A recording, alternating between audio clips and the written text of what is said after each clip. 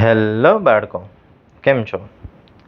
આજે આપણે ધોરણ 10ના સ્વાધ્યાય 14.1 એનો દાખલા નંબર 5 છે શીખવાના છે.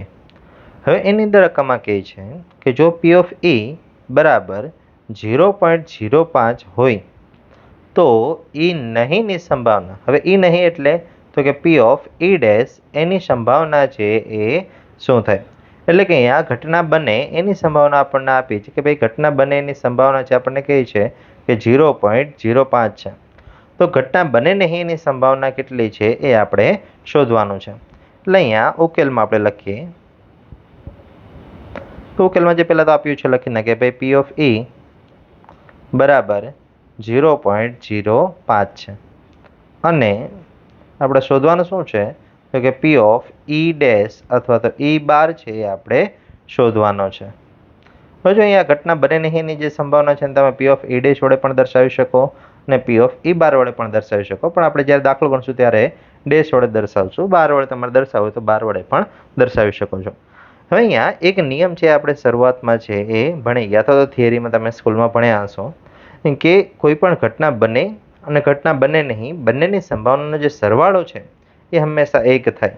મતલબ કે અહીંયા પી ઓફ ઈ અને પી ઓફ ઈ બાર અથવા તો પી ઓફ ઈ ડેશ બંનેની જે સંભાવના છે એનો સરવાળો છે કેટલો થશે? એક થશે. હવે જે બાળકો તો કે અહીંયા આપણી પાસે પી ઓફ ઈ એની કિંમત ખબર છે. કેટલી છે? તો કે એની કિંમત છે આપણી પાસે 0.05. તો અહીંયા આપણે 0.05 મૂકી દઈએ. પી ઓફ ઈ ડેશ એની કિંમત ખબર નથી, કાંઈ વાંધો નહીં, એ શોધવાની છે તો એને એમ રાખીએ બરાબર 1. હવે તો કે હવે અહીંયા પી ઓફ ઈ ડેશને કરતાં બનાવવા માટે 0.05ને સામે લઈ જઈએ અને 0.05 અત્યારે પ્લસ છે એટલે સામે જશે એટલે માઇનસ થઈ જશે. એટલે પી ઓફ ઈ ડેશ બરાબર 1 માઇનસ 0.05. હવે બાળકો 1માંથી 0.05 આપણે બાદ કરીએ. ધારો કે અહીંયા 1 છે એમાં પોઈન્ટમાં કાંઈ નથી એટલે પોઈન્ટ કરીએ અને આપણે પાછળ જેટલા 0 મૂકો એટલા મૂકી શકાય. અહીંયા પોઈન્ટ પછી 2 સંખ્યા છે એટલે 2 0 મૂકી દઈએ અને નીચેની સંખ્યા 0.05 આપણે બાદ કરી દઈએ. તો હવે બાદ કરશું એટલે શું થશે? ભાઈ ઉપર 0માંથી 5 બાદ કરવાના, 0માંથી 5 બાદ ન થાય. બાજુમાં 10 કો લઈએ પણ બાજુમાં પાછો 0 છે, એની બાજુવાળા 1 પાસે 10 કો લઈએ એટલે 1માંથી 0 થઈ જશે. પછી વચ્ચે રસ્તામાં 9 અને છેલ્લે 10. 10માંથી 5 બાદ કરી દઈએ એટલે 5, 9ના 9 એમના એમ અને અહીંયા 0નો 0 એમના એમ. એટલે અહીંયા 1માંથી 0.05 આપણે બાદ કરીએ એટલે જવાબ કેટલો મળશે? તો કે 0.95 છે આપણને જવાબ મળશે. યસ, એટલે અહીંયા આપણને 0.095 છે એ આપણને પરિણામ મળે છે.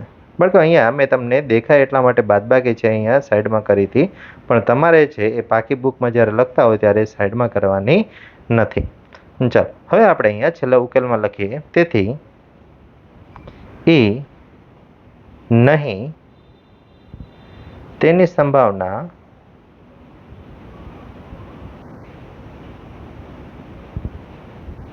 0.95 થાય છે.